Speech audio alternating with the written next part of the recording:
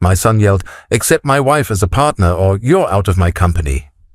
Everyone at dinner watched as I stood up and walked over to her. She smirked, certain I would give in. I looked her in the eyes and spoke one sentence. The silence was total. And minutes later, they realized who I really was. "I'm glad to have you here. Follow my story until the end and comment the city you're watching from so I can see how far my story has reached. My name is Paul, and at 63 years old, I never thought my own son would destroy me in front of the people who mattered most." The conference room at Meridian Construction felt different that Tuesday evening. The mahogany table that had witnessed countless successful deals now seemed like an execution block.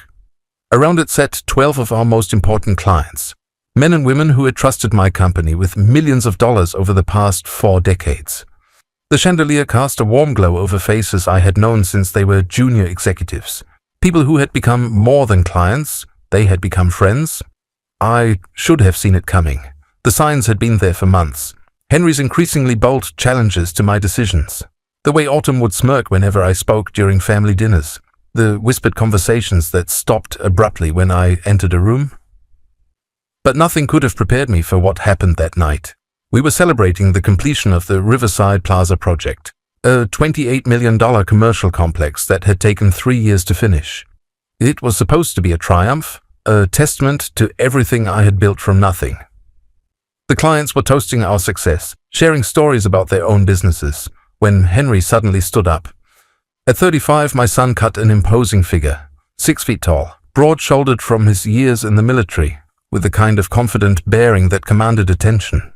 But when he opened his mouth that night, the words that came out made my blood run cold. "I think it's time we addressed the elephant in the room," he said, his voice carrying across the suddenly quiet conference room. "My father has been running this company like it's 1985. The industry has evolved, but he hasn't." I felt my chest tighten. The conversations around the table died instantly.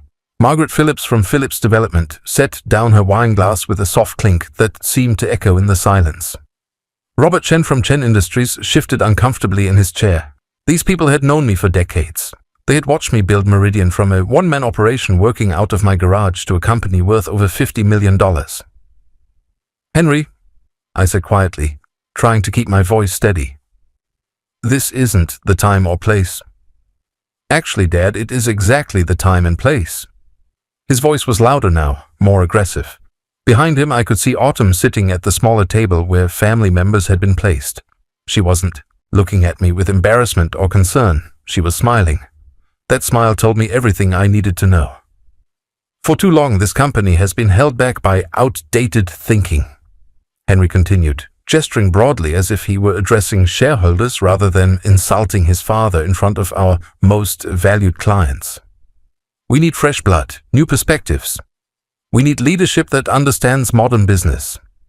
I wanted to remind him that this outdated thinking had put him through private school and college, had paid for his wedding, had given him a comfortable life from the day he was born. Instead, I gripped the edge of the table and tried to maintain what was left of my dignity. "What exactly are you proposing, son?" The word son tasted bitter in my mouth. Henry straightened his tie, a gesture I recognized from his childhood when he was about to ask for something he knew I wouldn't want to give him. But this wasn't a request for a bigger allowance or permission to stay out late. This was something far more devastating. "I'm proposing that Autumn becomes a full partner in this company. She has an MBA from Stanford. She's worked at 3 Fortune 500 companies, and she understands what it takes to compete in today's market." He paused, letting his words sink in before delivering the final blow.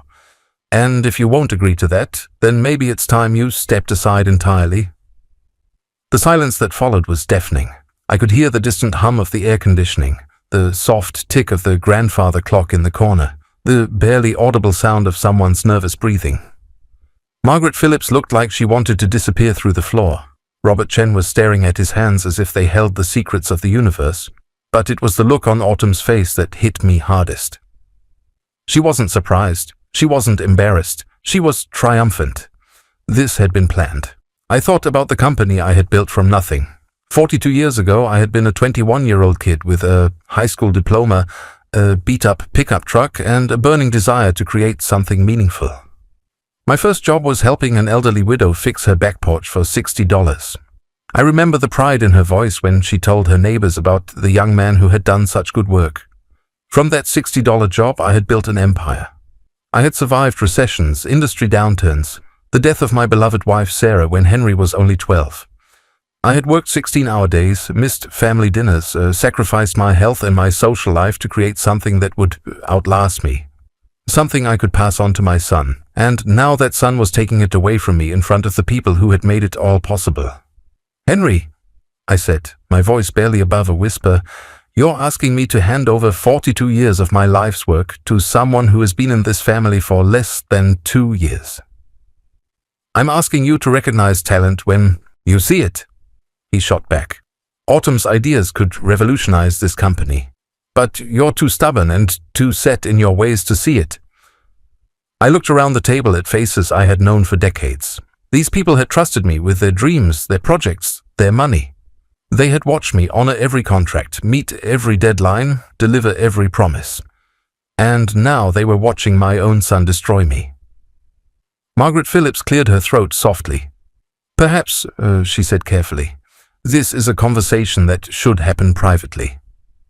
"No," Henry said firmly. "Everyone here deserves to know what direction this company is heading. They deserve to know that change is coming whether my father likes it or not." The cruelty in his voice was like a physical blow. This wasn't just about business anymore. This was personal. This was about power, about control, about a young man who had been given everything deciding that it wasn't enough. I slowly pushed back my chair and stood up. The room seemed to spin slightly, and I had to grip the table for support. 42 years of building, of dreaming, of sacrificing, and this was how it ended. Not with a celebration or a peaceful transition, but with public humiliation orchestrated by my own flesh and blood. "You know what, Henry?" I said, my voice surprisingly calm. "You're right about one thing.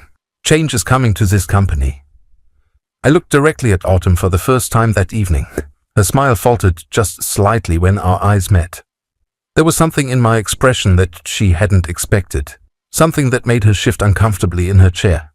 "But it might not be the change you're expecting." That night I sat in my home office until 4 in the morning, staring at the photographs that lined the walls. Each one told a story of sacrifice, of dreams built from nothing, of a father who had given everything for his son. The oldest photograph showed a younger version of myself standing next to Sarah in front of our first tiny office. She was holding baby Henry while I held the keys to what would become Meridian Construction. Sarah had been 8 months pregnant when I signed the lease on that 400-square-foot space above Murphy's Delicatessen.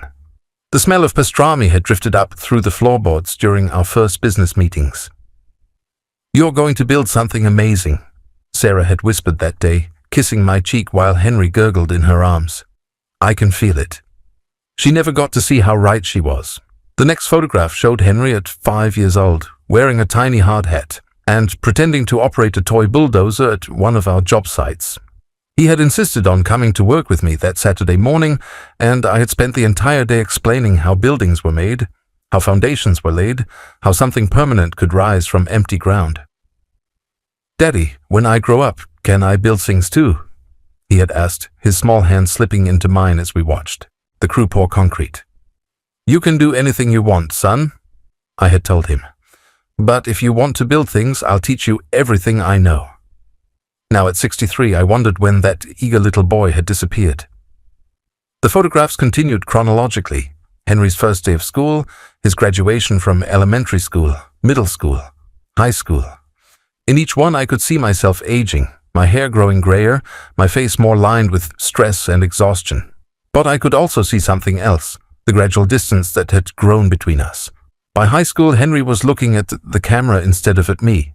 By college, he was standing slightly apart from Sarah and me in family photos. By his graduation from State University with a degree in business administration, he was already questioning my methods, my decisions, my way of running the company that had paid for everything he had ever wanted. "Dad, you're thinking too small," he had said during his graduation dinner at Romano's, the expensive Italian restaurant where we celebrated all our family milestones. "Meridian could be twice as big if you just embraced modern management techniques." I had smiled and nodded, proud that my son was thinking about the business, about our future together. I thought his criticism came from ambition, from a desire to help us grow. I never realized it was the beginning of his contempt. Sarah's death when Henry was 12 had changed everything. The photograph from her funeral showed Henry and me in matching black suits, my arm around his thin shoulders as we stood beside her casket.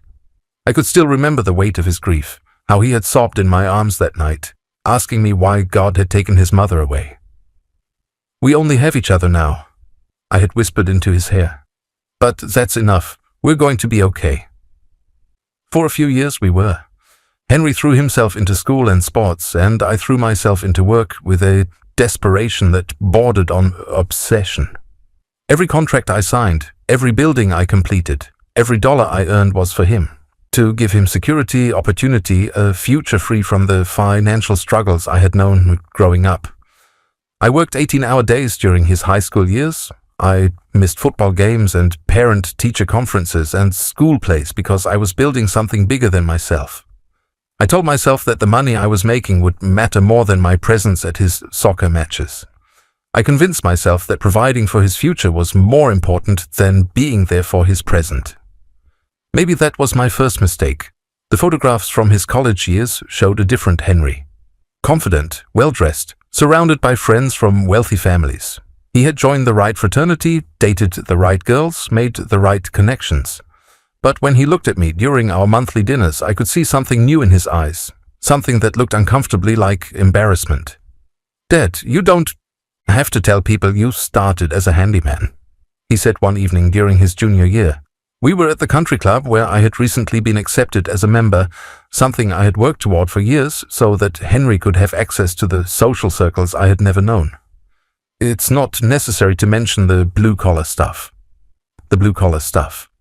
As if the work I had done with my hands, the sweat I had shed, the decades of physical labor that had built our fortune were something shameful. "Son," I had said carefully, "that blue-collar stuff paid for your education. It paid for this dinner. It's paying for everything you have." He had looked around the elegant dining room with its crystal chandeliers and white tablecloths and shrugged. "I know, Dad. I'm grateful. I just think we need to focus on where we're going, not where we came from." After college, Henry had surprised me by enlisting in the army. 4 years of military service, he said, would give him leadership experience and discipline. I was proud of him for choosing service over immediate gratification, for wanting to earn his place in the world rather than simply inheriting it. When he returned, he seemed different, harder, more focused, more critical of what he saw as my old-fashioned approach to business. But I was happy to have him back, ready to teach him everything I had learned about construction, about managing people, about building something that would last. That was when he met Autumn. I pulled out a photograph from 2 years ago, Henry's wedding day. I was standing between him and his new bride, all three of us smiling for the camera. But looking at it now, I could see what I had missed then. Autumn wasn't looking at Henry with love or joy. She was looking at something beyond him, something that had nothing to do with matrimony and everything to do with opportunity. She had targeted him, I realize now, a young man from a wealthy family, recently returned from military service, ready to take over a successful business. She had studied him, manipulated him, convinced him that his father was the only thing standing between him and his destiny. And it had worked. Over the past 2 years, she had systematically poisoned his mind against me. Every suggestion I made was outdated. Every decision I reached was short-sighted. Every success we achieved was despite my leadership, not because of it. She was smart about it. She never attacked me directly in front of Henry. Instead, she asked innocent questions that planted seeds of doubt.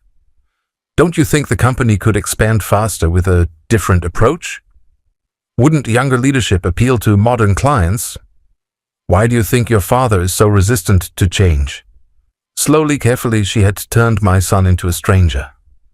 I picked up the last photograph on my desk, a picture of the three of us at last year's company Christmas party. Autumn was wearing a red dress that probably cost more than most people's monthly salary. Henry was looking at her with obvious adoration, and I was looking at both of them with an expression I now recognized as worried resignation. Somewhere deep down, I had already known this day would come. The clock chimed 4 a.m. and I realized I had been sitting in darkness for hours. Outside my window, the city was beginning to stir. Delivery trucks rumbled past on their way to morning routes. Early commuters walked past with coffee cups and briefcases. Soon Henry and Autumn would wake up in the house I had bought for them as a wedding present. They would have breakfast in the kitchen I had renovated with my own hands. They would plan their day around taking over the company I had built from nothing. But they had made one crucial mistake. They thought I was just a tired old man who would surrender without a fight. They thought 42 years of building, of sacrifice, of careful planning had taught me nothing about protecting what mattered most. They were about to discover just how wrong they were. The next morning I did something I had never done before in 42 years of business.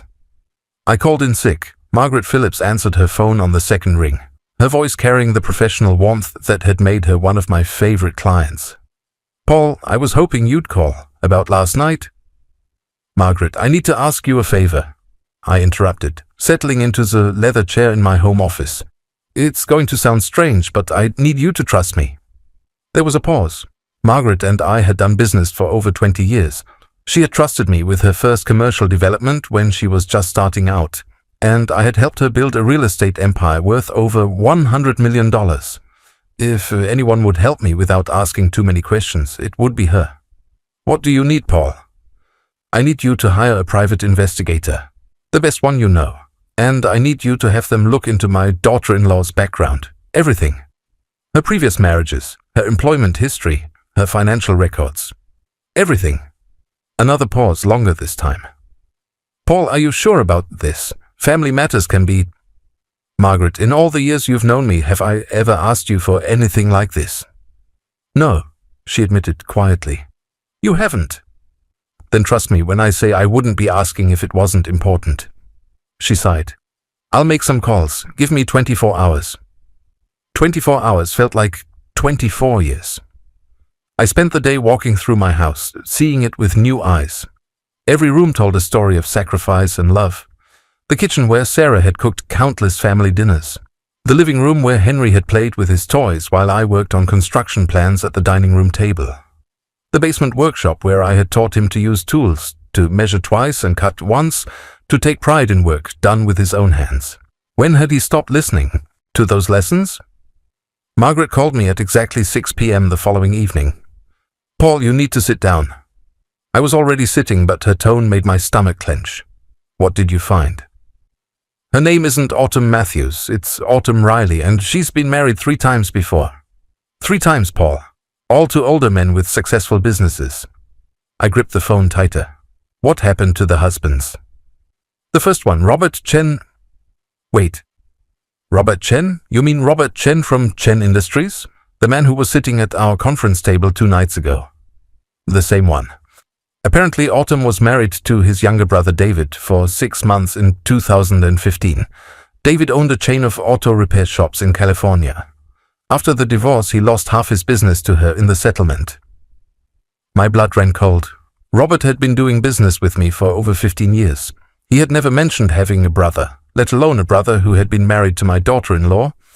But now I understood the look on his face during Henry's outburst.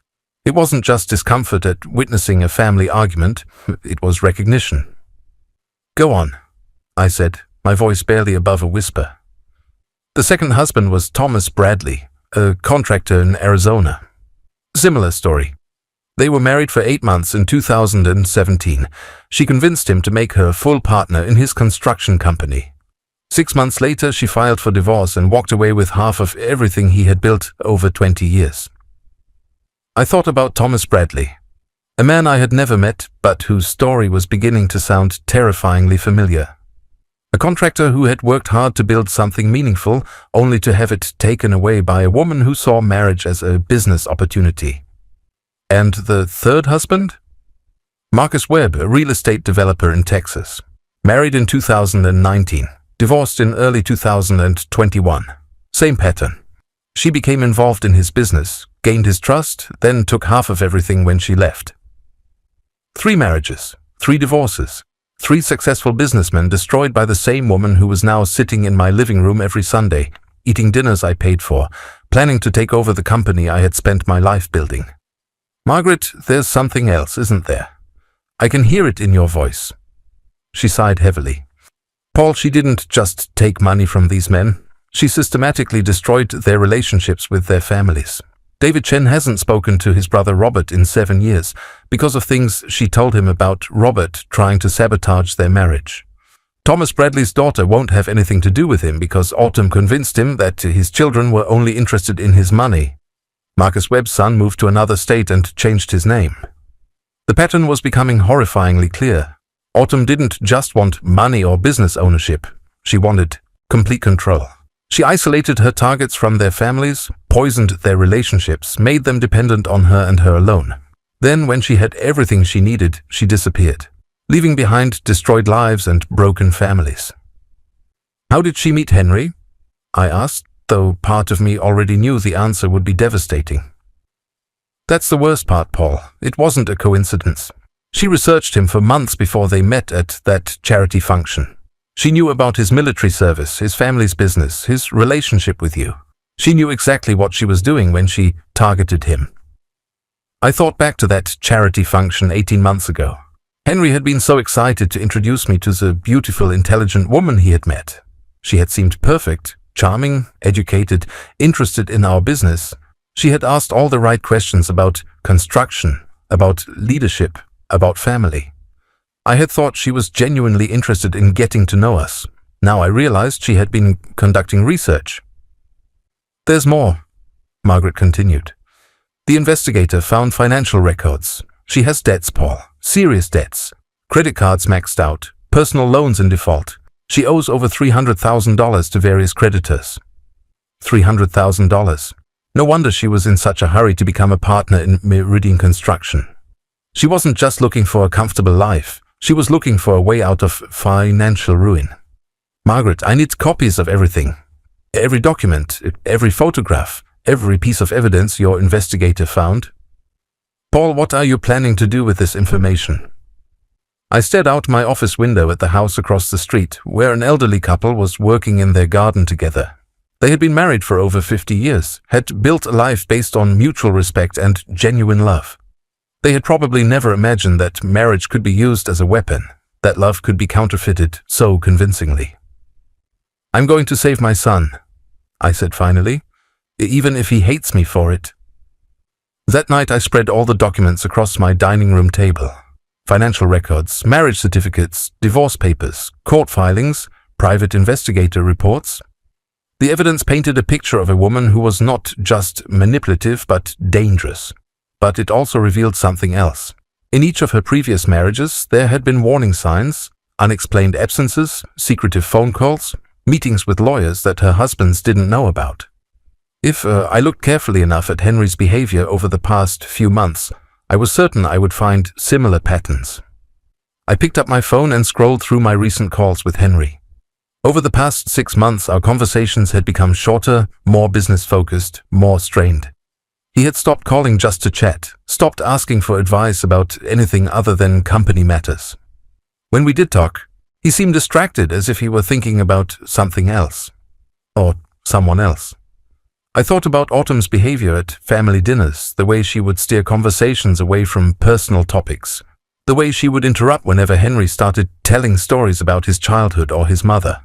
She was systematically erasing his past, replacing his memories with her version of reality. And she was doing it so skillfully that Henry didn't even realize it was happening. I gathered all the documents and locked them in my safe. Tomorrow I would begin implementing a plan that had been forming in my mind since Margaret's first phone call. Autumn thought she was playing a game where she held all the cards. She thought she understood the rules, the players, the stakes. She was about to learn that some games have more than one level, and that a man who had spent 42 years building something from nothing might know a few things about strategy that weren't taught in business school. But first I needed to protect what mattered most. Not just the company, but my son. Even if saving him meant destroying the illusion of love he thought he had found, even if it meant he would never forgive me for showing him the truth. The next morning I walked into Meridian Construction with a plan that would either save my company or destroy it completely. But first I had to play along with their charade. Henry was already in the conference room when I arrived, sitting across from Autumn and 3 lawyers I didn't recognize. Partnership agreements were spread across the table like battle plans. Autumn looked up at me with a smile that didn't reach her eyes. "Good morning, Paul," she said sweetly. "I'm so glad you've decided to be reasonable about this." I took my seat at the head of the table, the same chair where I had made thousands of decisions over the decades. "Before we discuss anything," I said calmly, "I'd like to understand exactly what you're proposing." One of the lawyers, a sharp-faced woman in an expensive suit, opened a folder. "Mrs. Matthews will become a 50% partner in Meridian Construction, with full voting rights on all major business decisions. In exchange, she'll contribute her expertise in modern business practices and help transition the company into the 21st century. 50%. They weren't just asking for a partnership. They were asking for equal control of everything I had built. "And what happens to my shares?" I asked. Henry shifted uncomfortably in his chair. "Dad, you'll retain 40% ownership. As the founder, you'll still have significant input on major decisions." 40%. In one conversation, they were reducing my life's work to a minority position in my own company. "I see," I said, keeping my voice neutral. "And the remaining 10%? "That will go to Henry," Autumn said quickly, "as recognition of his contributions and his future role in leading the company." The OS mathematics were elegant in their cruelty.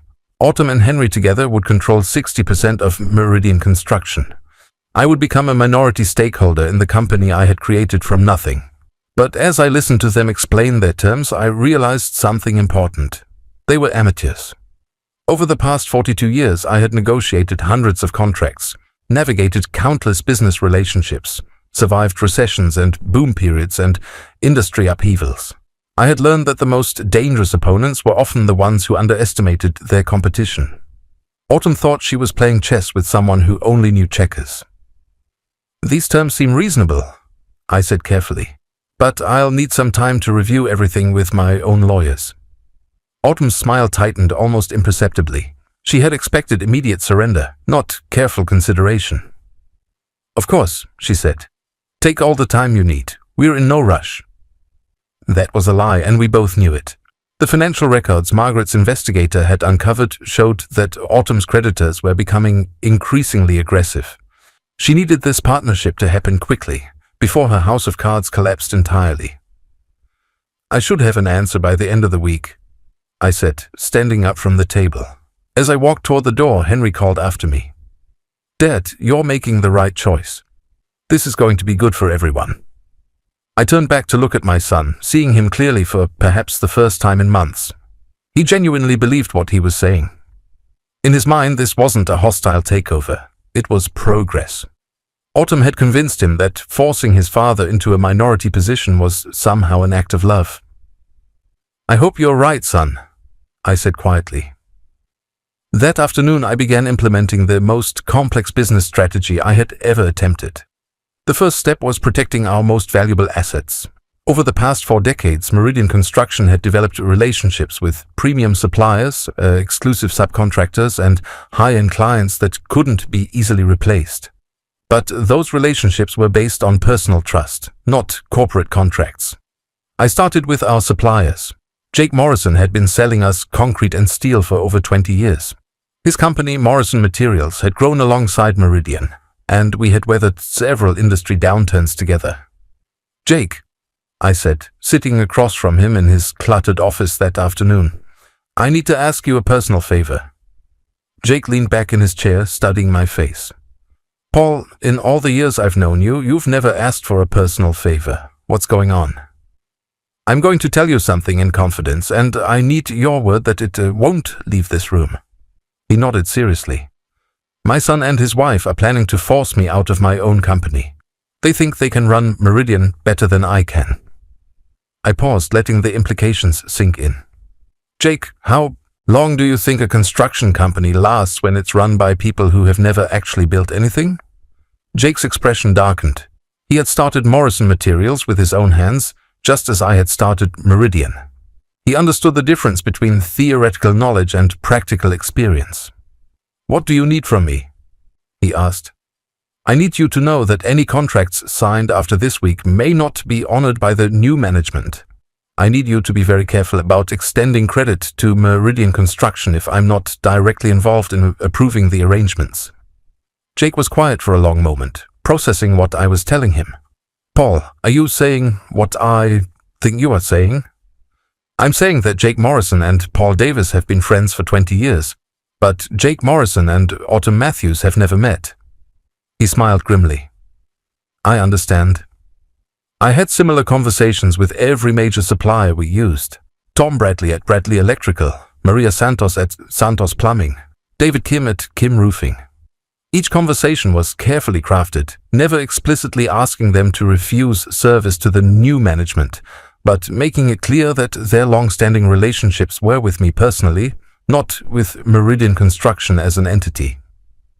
The second step was securing our client relationships. This was more delicate because I couldn't appear to be sabotaging my own company. Instead, I focused on protecting the relationships that mattered most. Margaret Phillips was my first call.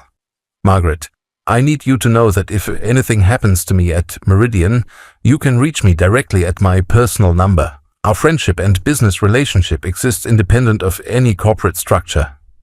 "Paul, are you in some kind of trouble?" "Not yet," I said. "But I want to make sure that if trouble comes, it doesn't affect the people who have trusted me over the years." I made similar calls to Robert Chen, despite knowing about his connection to Autumn's past. I called Patricia Williams from Williams Development, Frank Murphy from Murphy Properties, and dozens of other clients who had worked with me for years. To each one I delivered the same subtle message. Paul Davis was separate from Meridian Construction. If they needed someone they could trust, someone who would deliver on his promises, they should call me directly. The third step was the most complex.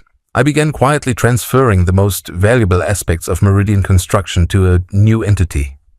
Working with lawyers Autumn had never heard of, I established Davis Construction Solutions as a sole proprietorship. Then I began licensing to this new company all of the intellectual property that made Meridian valuable. Our project management systems, our quality control processes, our safety protocols, even our client contact list. The licensing agreements were structured so that Meridian Construction could use these assets only as long as I remained actively involved in the company's operations. If I were to be forced out or removed from decision-making authority, the licenses would automatically terminate. On paper, Autumn would be getting 50% ownership of a company worth $50 million. In reality, she would be getting 50% ownership of a corporate shell that couldn't function without my continued cooperation. But the most important step was the one that required the most careful timing. I had discovered something in the financial records that Margaret's investigator had uncovered. Autumn's debts weren't just personal credit cards and loans. She had borrowed money from some very serious people, the kind of creditors who didn't accept late payments or excuses. According to the investigator's report, she owed $75,000 to Vincent Corelli, a businessman who operated several legitimate enterprises but was rumored to have connections to less legitimate activities. The debt was 90 days past due, and Corelli's representatives had been making increasingly aggressive contact attempts. That gave me an idea that was either brilliant or incredibly dangerous. Friday afternoon, I called Henry and Autumn and asked them to meet me for dinner at Romano's, the same restaurant where we had celebrated all of our family milestones. It seemed appropriate that this milestone should be celebrated there as well. "I've reviewed the partnership agreements," I told them over appetizers, "and I'm prepared to accept your terms." Autumn's relief was visible. Her shoulders relaxed for the first time in days, and her smile became genuine rather than calculated. "Dad, you won't regret this," Henry said, reaching across the table to squeeze my hand. "We're going to do great things together." "I'm sure you are, son," I replied, meaning something entirely different than what he thought. "We should sign the papers Monday morning," Autumn said, unable to contain her eagerness. "I've already scheduled meetings with several potential new clients for next week." "Actually," I said, cutting into my steak, "I was thinking we could sign them tonight. I have the documents in my car, and there's a notary public who works late at the office building next door. Why wait?" Autumn blinked, clearly not expecting such immediate cooperation. "Tonight?" Unless you'd prefer to wait, I said, giving her an out I knew she wouldn't take. I just thought you might be anxious to get started. She glanced at Henry, who nodded encouragingly. No, tonight would be perfect. I appreciate your enthusiasm, Paul. 2 hours later, we sat in a sterile conference room while a sleepy-looking notary public witnessed the signing of documents that would change all of our lives forever. As Autumn signed her name with a flourish, she had no idea that she was also signing her name to responsibility for every debt, every liability, and every obligation that Meridian Construction had accumulated over 42 years of business, including some very recent obligations that she knew nothing about. Congratulations, I said, shaking hands with my new business partners. I think this is going to be a very educational experience for all of us. Monday morning arrived with a kind of crisp autumn air that had always reminded me why I love construction work. There's something about building in the fall, the way the light hits unfinished structures, the promise of completion before winter sets in. But this Monday felt different. This Monday I wasn't building anything. I was watching something fall apart. I arrived at the office early, as I had for over 4 decades, and found Henry and Autumn already there. They had rearranged the conference room, moving my chair from the head of the table to the side. Autumn sat where I used to sit, a stack of files in front of her, looking like she belonged there. Good morning, partners, she said brightly. I've been reviewing our current projects, and I think we need to make some immediate changes. I poured myself coffee from the machine Sarah had bought for the office 15 years ago, taking my time, letting them establish their new dynamic. Henry looked uncomfortable with his wife's obvious eagerness to take charge, but he said nothing. What kind of changes? I asked mildly. Autumn opened her first file. The Henderson Shopping Center project is behind schedule and over budget.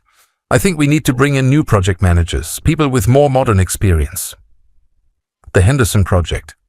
A $12 million shopping center that we were building for the Henderson family, who had trusted me with 3 previous projects over the past decade.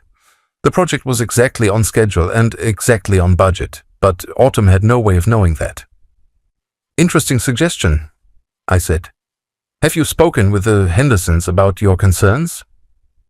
I plan to call them this afternoon, she said confidently. I'm sure they'll appreciate our proactive approach to quality control. I almost felt sorry for her. The Hendersons were the kind of old-school clients who valued relationships over spreadsheets, who had chosen Meridian Construction precisely because they trusted my judgment. They were not going to react well to a woman they had never met questioning my competence. You should definitely call them, I agreed. I'm sure that conversation will be very educational. My phone buzzed with a text message. It was from Vincent Corelli. Need to discuss Miss Matthews' account. Today. Perfect timing. The morning passed quietly. Autumn made phone calls to clients, introducing herself as the new partner and explaining her vision for modernizing Meridian Construction. I listened to her side of the conversations, watching her confidence slowly erode with each call. The Henderson family was polite but firm. They had worked with Paul Davis for 10 years and saw no reason to change their approach now. Patricia Williams from his Williams Development was more direct. She had hired Meridian Construction because of Paul's reputation, and if that was changing, she might need to reconsider her current projects. Frank Murphy actually hung up on her. By lunchtime, Autumn was looking less like a conquering executive and more like someone who was beginning to realize she might be in over her head. Maybe I came on too strong, she said to Henry as they sat in the conference room reviewing the morning's disasters. These people seem very set in their ways. They're not set in their ways, I said quietly from my desk. They just know the difference between experience and ambition. Henry looked up sharply. Dad, if you're not going to be supportive... I'm being completely supportive, I replied. I'm letting Autumn handle client relations exactly the way she wants to. Isn't that what you asked for? Before anyone could respond, my office phone rang. I glanced at the caller ID and smiled. Excuse me, I need to take this. Paul Davis? Mr. Davis, this is Detective Maria Santos with the Fraud Division. We need to speak with you about some irregularities in your company's financial records. I had been expecting this call, but I made sure my voice carried just enough surprise to sound genuine. Irregularities? What kind of irregularities? We'd prefer to discuss this in person. Can you come to the station this afternoon? Of course, Detective. Is there anything I should be concerned about? Just bring any financial records from the past 6 months, particularly anything related to new partnerships or changes in ownership. I hung up the phone and sat quietly for a moment, letting the weight of the conversation settle over the room. Henry and Autumn had stopped talking and were staring at me. What was that about? Autumn asked, her voice carefully controlled. The fraud division wants to review our financial records, I said, keeping my tone neutral. Apparently, there are some irregularities they need to investigate. Henry's face went pale. What kind of irregularities? They didn't say, but Detective Santos seemed particularly interested in recent changes to our partnership structure. Autumn's hand trembled slightly as she reached for her coffee cup. I'm sure it's just routine. These things happen when ownership structures change. I'm sure you're right, I agreed. Though I have to admit, the timing is interesting. 3 days after you become a partner, the fraud division calls. The implication hung in the air like smoke. Henry looked back and forth between his wife and his father, confusion and worry competing for control of his expression. My phone rang again. This time it was Margaret Phillips. Paul, I just got a very strange call from someone claiming to represent your new partner, a man named Vincent Corelli. He said he needed to discuss a debt that was now Meridian Construction's responsibility. I put the call on speakerphone. Could you repeat that, Margaret? I want to make sure my partners hear this clearly. He said that since Autumn Matthews is now a partner in your company, her personal debts have become corporate obligations. He mentioned something about $75,000 that's been outstanding for several months.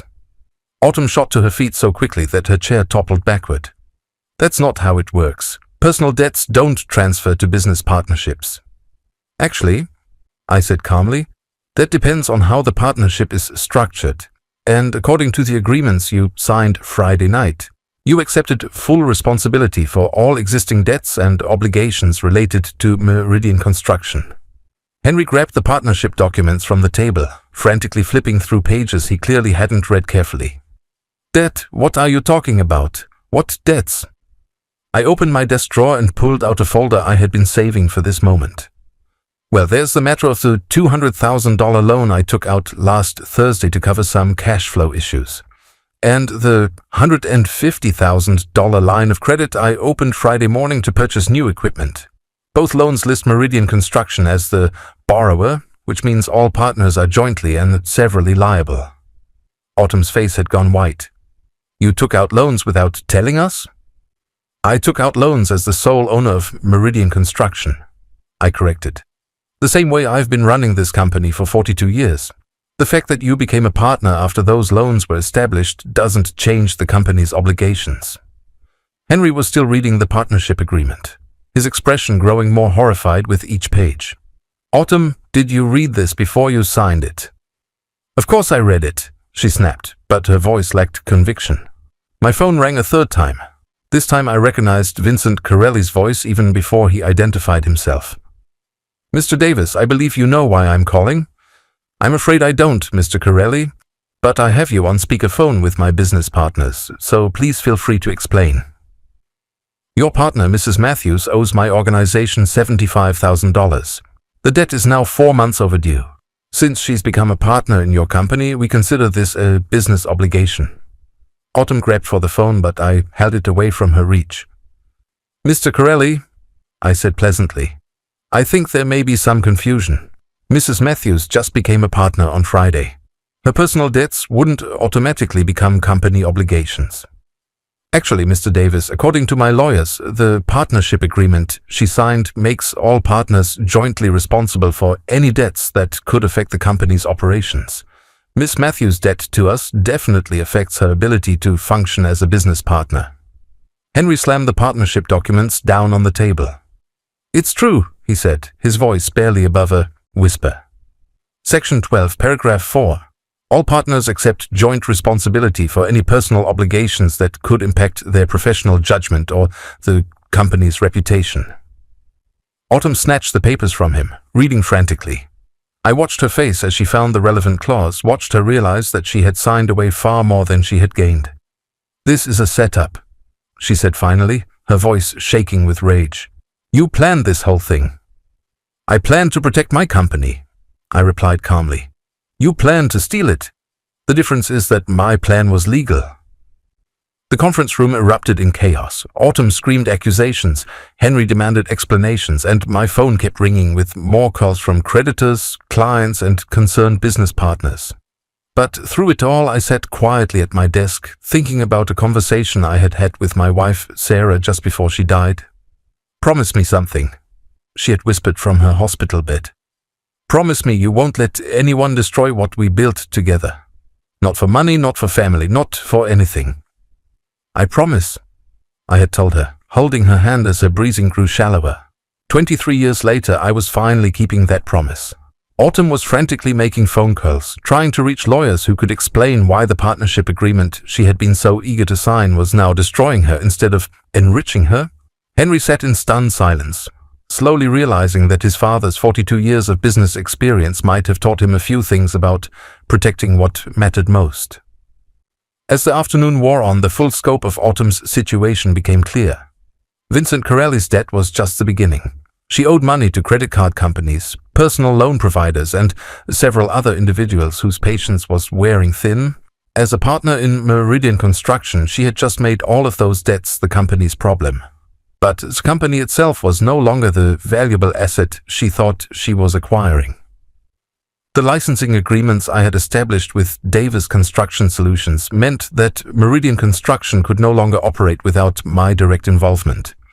The supplier relationships that kept our projects moving were based on personal trust that didn't extend to new management. The client relationships that generated our revenue were similarly tied to my reputation rather than the company's name. Autumn had succeeded in becoming a 50% partner in a company that was worth significantly less than the debts she had brought to it. As the sun set outside my office windows, I realized that the most difficult part of my plan was still ahead of me. I had to decide whether my son could be saved, or whether he was too far gone to deserve redemption. 3 weeks later, I sat in my new office overlooking the city, watching the morning sun illuminate the skyline I had helped build. Davis Construction Solutions occupied the top floor of a building I had constructed 15 years ago, and through my windows I could see 6 other projects that bore my company's signature. The phone on my desk rang constantly, suppliers wanting to establish relationships with my new company, clients eager to move their projects away from the chaos that Meridian Construction had become, young contractors and project managers asking if I was hiring. I was rebuilding, but this time I was building something different. Something smaller, more personal, more aligned with the values that had driven me when I started with nothing but a pickup truck and a dream. The intercom buzzed. Mr. Davis, your 2 o'clock appointment is here. I had been expecting this meeting, but I still felt my chest tighten when my secretary showed Henry into the office. My son looked like he had aged 5 years in 3 weeks. His clothes were wrinkled, his hair unkempt, his eyes carrying the hollow look of someone who had lost everything he thought he understood about the world. "Hello, Dad," he said quietly, taking the chair across from my desk. "Henry." I gestured toward the coffee service I had prepared. "Would you like some coffee?" He shook his head, then changed his mind and poured himself a cup with hands that trembled slightly. "Nice office," he said, looking around at the space that was both familiar and completely different from Meridian Construction's headquarters. "It's functional," I replied. "How are things at Meridian?" Henry let out a bitter laugh. "Meridian doesn't exist anymore. We had to file for bankruptcy last week. The debts were too much, and without your suppliers and clients—" He trailed off, staring into his coffee. I had known this was coming. The mathematics were inevitable once Autumn's creditors began calling in their debts and the company's operating licenses reverted to Davis Construction Solutions. But hearing it from Henry still carried a weight that surprised me. "I'm sorry," I said, and meant it. "Are you?" Henry looked up at me, his expression mixing anger with exhaustion. "Because from where I'm sitting, it looks like you planned the whole thing." "I planned to protect what I had built," I replied carefully. "The destruction was a consequence of choices you and Autumn made." "Choices we made?" Henry's voice rose slightly. "Dad, you manipulated us, You set up those loans. You restructured the licensing agreements. You knew exactly what would happen when Autumn's debts came due. I leaned back in my chair, studying my son's face. The anger was there, but underneath it I could see something else. Something that looked like understanding. "Henry, do you know why I named the company Meridian Construction?" He frowned, clearly not expecting the question. "Because a meridian is a line of navigation, a way to find true direction." Close. I stood up and walked to the window, looking down at the bustling street below. A meridian is also the highest point in a trajectory, the moment when something reaches its peak before beginning its descent. I turned back to face him. I built Meridian Construction to be the highest point of my professional life. Everything I achieved, everything I created, was measured against that standard.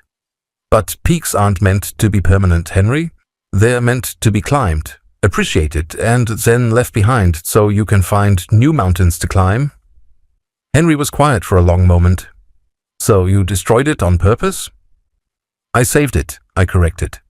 "I saved the important parts, the relationships, the reputation, the expertise, and let the rest collapse under its own weight."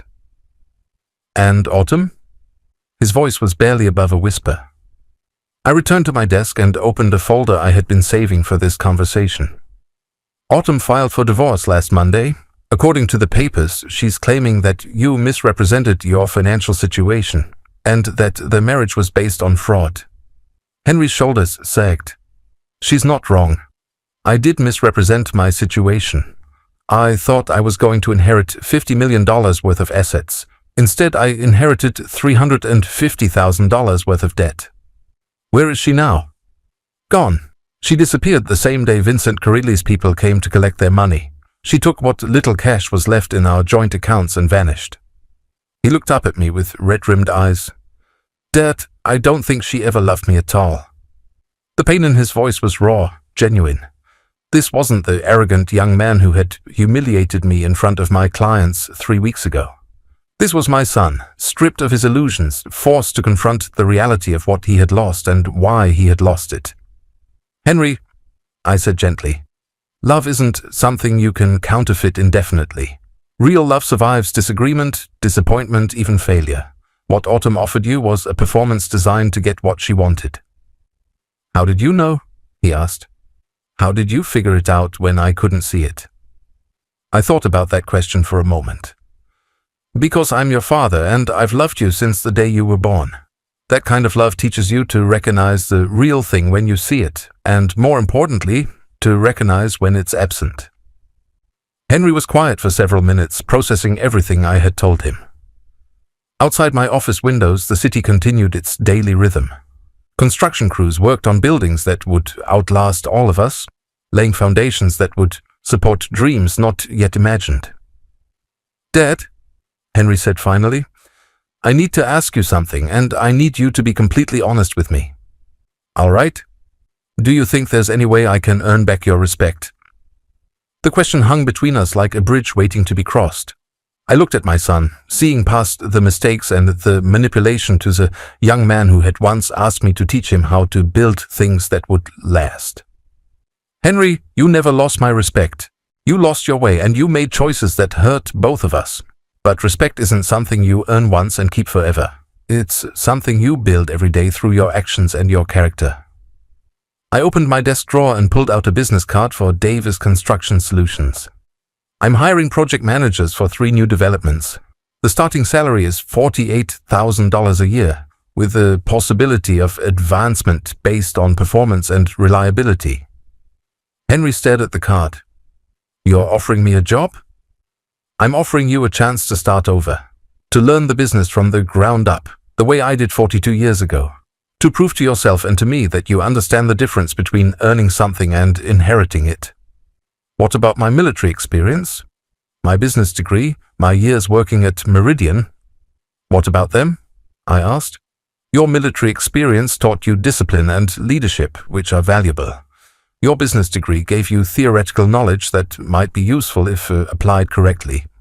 And your years at Meridian showed you what happens when ambition isn't balanced by wisdom." Henry turned the business card over in his hands, studying it as if it contained hidden messages. If I take this job, I'd be starting at the bottom. I'd be working for people who used to work for me. Yes, I agreed. Is that a problem? He was quiet for a long time, and I could see him wrestling with his pride, his shame, his fear of what starting over would mean. Finally, he looked up at me with something I hadn't seen in his eyes for months: humility. When do I start? Monday morning, 7 a.m., wear clothes you don't mind getting dirty. Henry stood up and extended his hand across my desk. When I took it, his grip was firm, his eyes steady. Dad, I'm sorry. For everything. For not seeing what Autumn was doing. For treating you like you didn't matter. For nearly destroying everything you built. I'm sorry too, son. For not teaching you better how to recognize real love from manipulation. For working so hard to give you everything that I forgot to teach you the value of earning things yourself. Do you think we can fix this? Our relationship, I mean. I thought about Sarah, about the promise I had made to her, about protecting what we built together. But I also thought about the other promise I had made. To love our son unconditionally. To never give up on him, even when he gave up on himself. Henry, relationships aren't like construction projects. You can't just pour a new foundation and start over. You have to rebuild trust one conversation at a time, one decision at a time, one day at a time. I'm willing to put in the work, he said quietly. So am I. After Henry left, I sat alone in my office as the afternoon light faded into evening. The city below was beginning to light up, windows glowing in buildings that would stand long after I was gone. Some of those buildings were my legacy, structures that would house businesses and families for generations. But my real legacy was walking out of this office building, heading home to figure out how to rebuild his life from the ground up. Henry would probably struggle for a while. He would have to learn to live on a project manager's salary instead of an owner's profits. He would have to earn the respect of co-workers who remembered his arrogance.